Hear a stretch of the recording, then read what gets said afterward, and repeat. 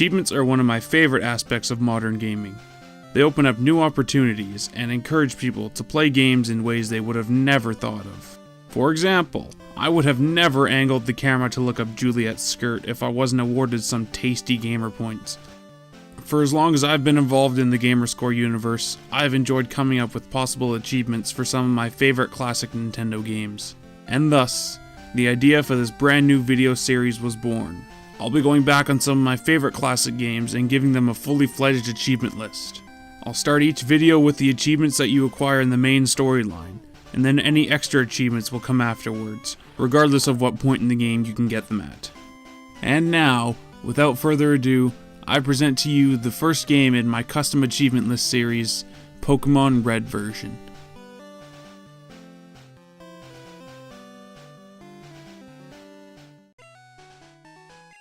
We're starting this series off on a high note, with an achievement for something that every single one of us has done, whether we like to admit it or not. Let's be real, any game that lets you give a custom name to your main enemy is basically asking you to enter a profanity. But we'll keep this one simple. This achievement is for naming your rival, Penis.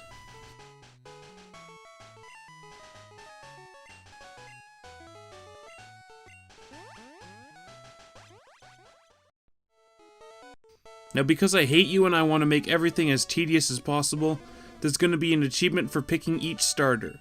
These achievements aren't just for obtaining the Pokemon either.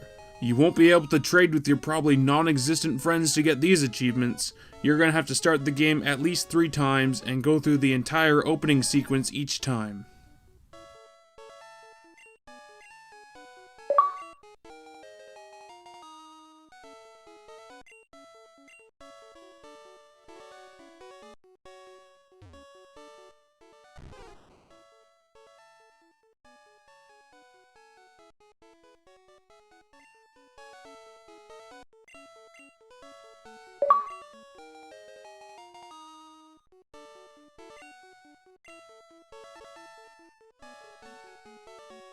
After you pick your starter, you're going to have your very first battle.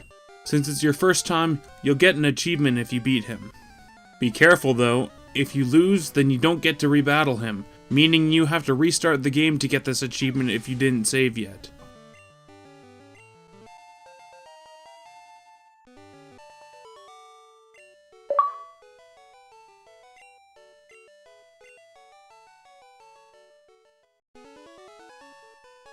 As is the case for most games, you'll get an achievement for beating the major bosses, in this case the gym leaders.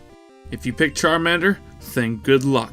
But don't worry, there's an exclusive achievement for you later on in the video. If you're good enough, you'll also get a second achievement. This is for beating any gym leader or Elite Four member in less than 2 minutes. If you picked Bulbasaur or Squirtle and don't get this after you beat Brock, then maybe Pokemon isn't the game for you, and maybe you should play something more suited for you, like Mario Teaches Typing or like Sesame Street Connect.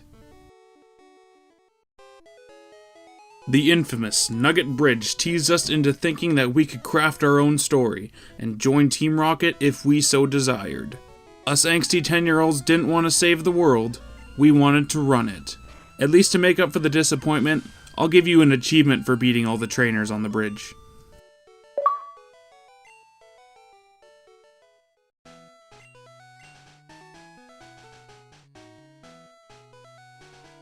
At this point, it's time to get your second gym badge from defeating Misty, which will also get you another achievement.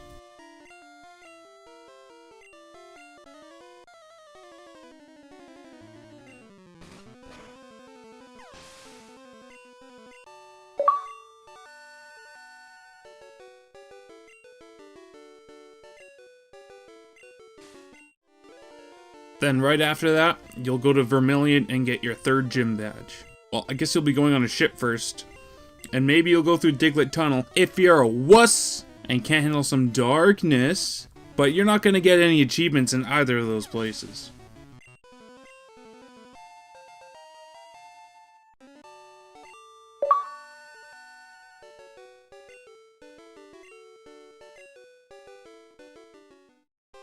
Now at this point in the game, you're probably tired of the lack of running shoes.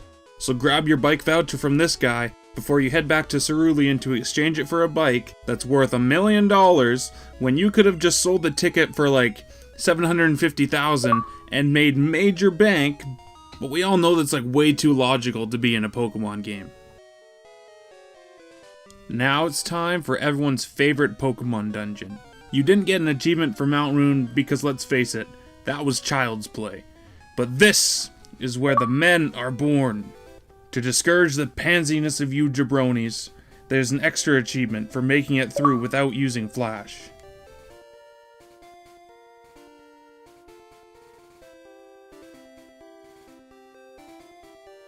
Next up is the 4th gym.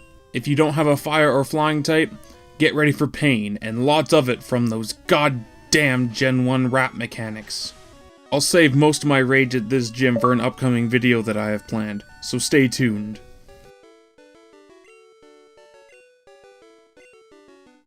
You didn't get an achievement for the last few times you beat your rival, because I can't just be throwing achievements out everywhere. But this time, you do get one. Plus, I mean, why would you get an achievement for the last battle? You goddamn killed his Raticate! I'm not gonna reward gamer points for murder.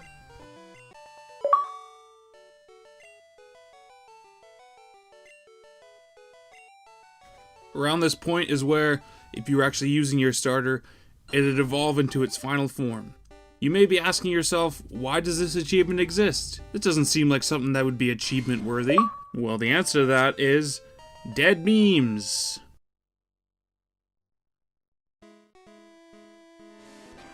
Because I'm a dick, I'm not going to give you an achievement for catching a Snorlax. Instead, you have to catch both. I hope you stocked up on those Great Balls, otherwise you're going to have to be doing a lot of soft resetting.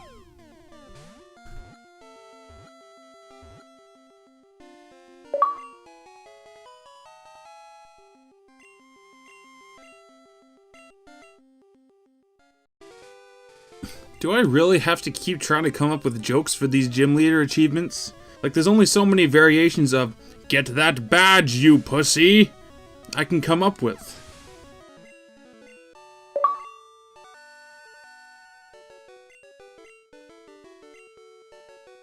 Alright, well, time for the next gym. Oh wait, that's not an actual gym. You don't get a badge, you just get a Pokemon. Oh geez, you got tricked real hard.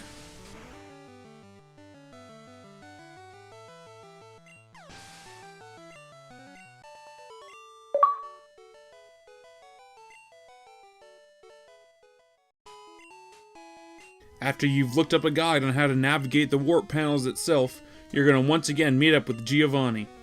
You'll then remind yourself of the suffering that Mr. Nuggets gave you, making you think that you could be doing the hostile takeover of the science building.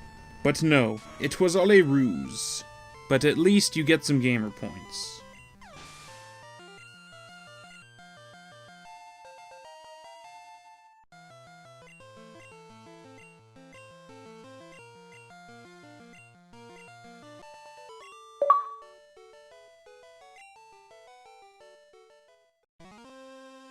Just when you thought you were done with those goddamn warp panels, Sabrina slides into your DMs with a big "fuck you!"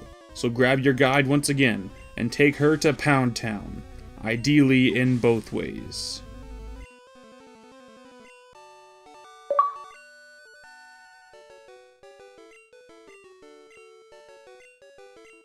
The next achievement is for surfing for the first time. If you weren't a dumbass and didn't surf from Fuchsia trying to get to Cinnabar, you'll finally have access to this patch of grass. So go catch yourself a Tangela.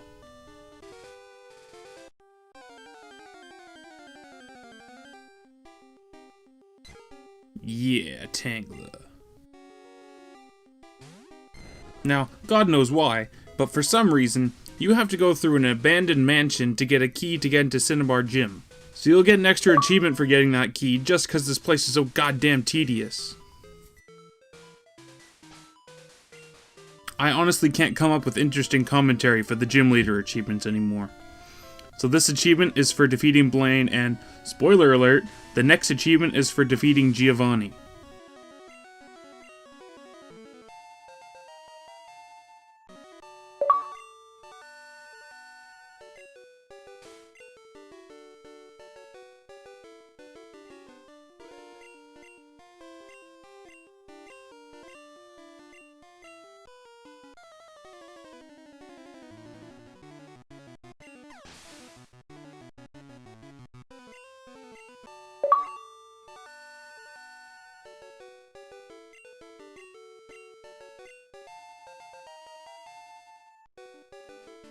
Now it's time for the last challenge before the Elite Four, the frustratingly placed Road of Victory.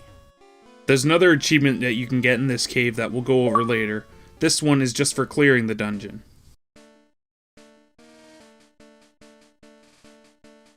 After all that hard work, now it's time to take on the Elite Four.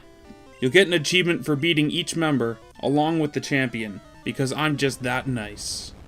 There's also a number of bonus challenge achievements you can get with the Elite Four. And the order that they unlock here, one of them is beating the Elite Four with no Pokemon over level 50.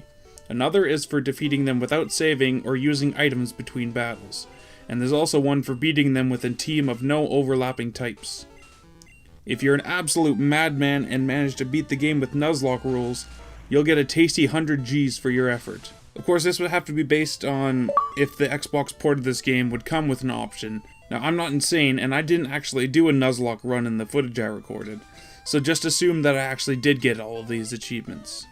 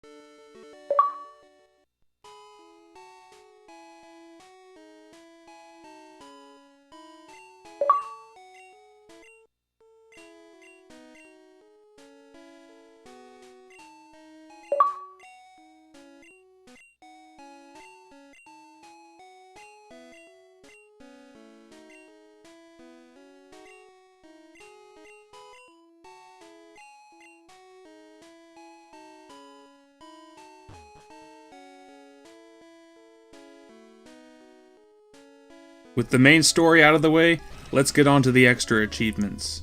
You'll get an achievement for catching each of the legendary birds.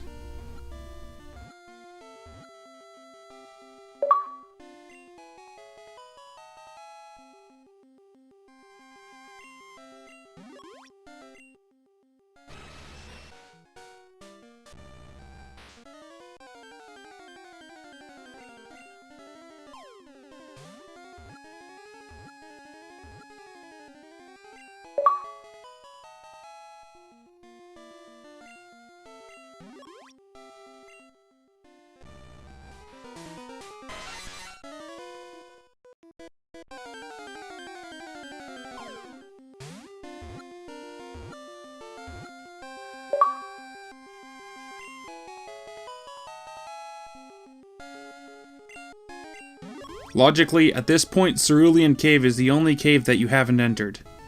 Once you do so, you'll get an achievement for exploring every dungeon in the game.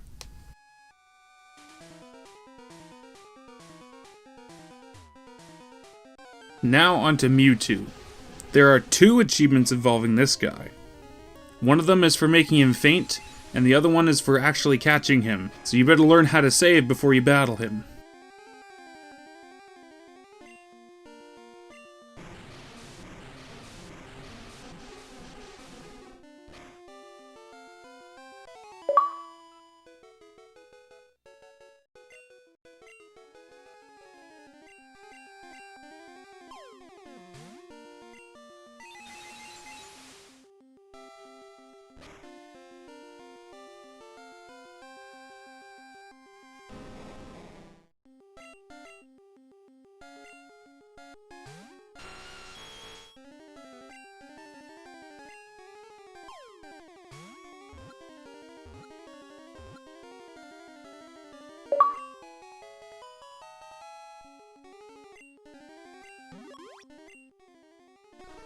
By the time you beat the Elite Four, you've probably defeated over 100 trainers.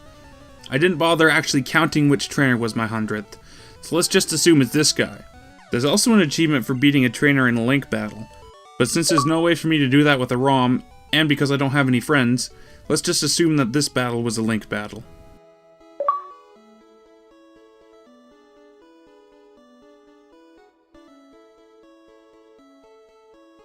This next achievement is for resurrecting a Pokemon from a fossil. Go talk to this guy in the Cinnabar Pokemon Lab. Once you realize you don't have your fossil with you because of the awful bag system in this game, go back and grab it from the PC. Then give it to him, and then you'll get your achievement once you get your Pokemon back.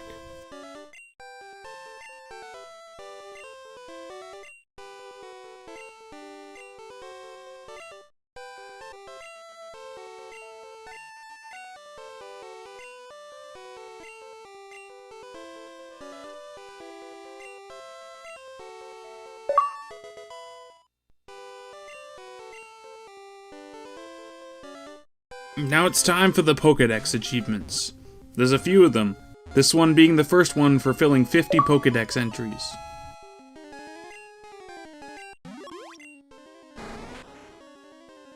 The next one is for filling 75 Pokédex entries.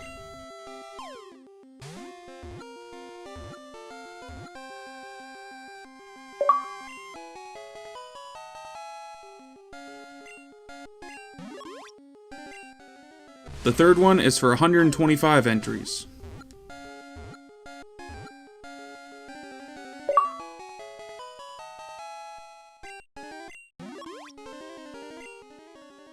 And the final one is for filling every Pokédex entry, which Rhydon would probably be the last one that you needed.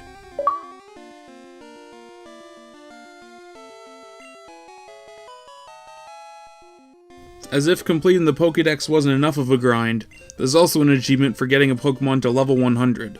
Now, I totally trained my Articuno legit, and I definitely didn't use an unlimited rare candies code to get to level 99 before recording this footage.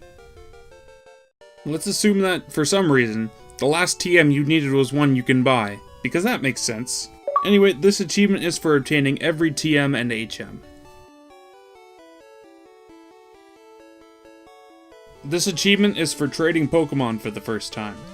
If you're like me and don't have any friends, don't worry, because in-game trades also count.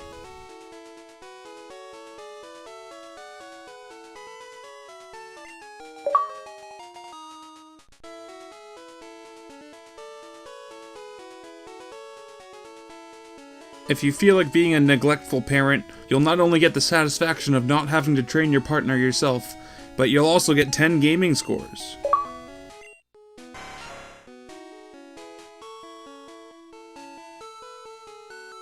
I'm not gonna have footage of every one of them because that'd just be ridiculous, but this achievement is for buying something from every Pokémart.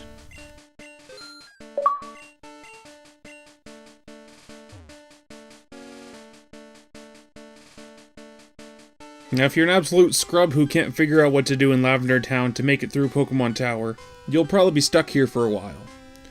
This is probably where you'll unlock the achievement for 50 hours of playtime. You'll also get an achievement if you can listen to the Lavender Town theme for 5 minutes straight without committing Sudoku.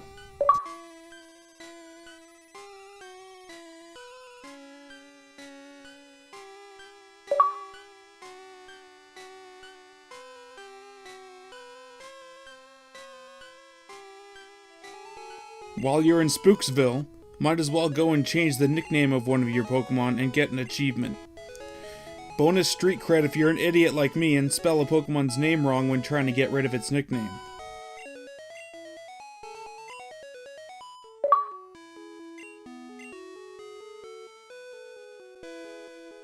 It's time to put all those hours it took you to get to 99 fishing to good use. This achievement is for encountering 50 Pokemon by fishing.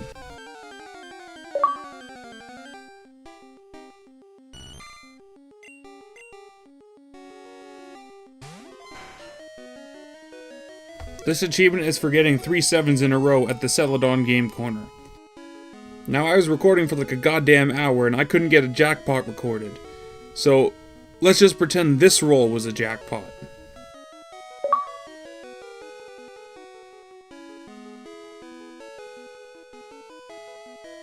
After you spent hours on the slots and definitely didn't use an infinite money code to buy coins with, head over to the prize shop and spend your 9,999 coins on a Porygon that you'll definitely use in battle. The final achievement is the one I alluded to near the beginning of the video, for those who picked Charmander. This challenge is for defeating Brock using only a Charmander. That means you can't switch out, and you can't evolve it into a Charmeleon. So if you're not using an emulator that lets you increase the game speed to 10,000%, be prepared for some serious grind action. And there you have it. That was the very first episode of my custom achievement list series. Thank you so much for watching. If you have any suggestions for games that I should do for this series, leave them in the comments down below. They don't have to be classic games, just games that don't already have achievements or trophies in them.